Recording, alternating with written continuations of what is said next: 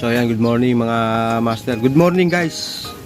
At kaninang maga guys, nakapulot si Mrs. ng cellphone.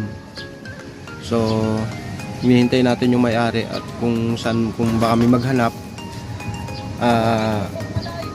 Mukha namang kilala ko yung profile niya at yung itsura niya.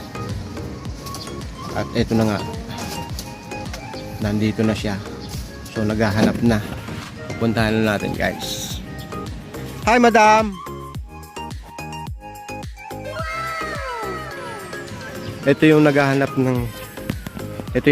ng cellphone. So si Mrs. nakapulot dito. Dito niya napulot yung cellphone po.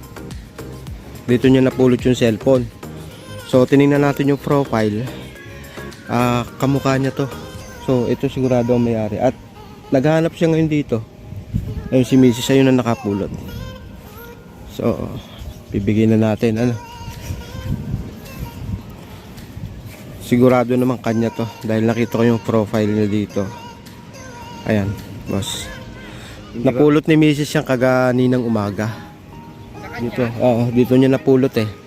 So naghihintay kami, kanina pa kami naghihintay doon sa kubo na baka may lumabas. Ayun na nga, nakita kita. Sabi ko, kamukha nung sa cellphone eh. So buti na lang at maaga mong hinanap at mamaya sana uwi na kami hapon eh.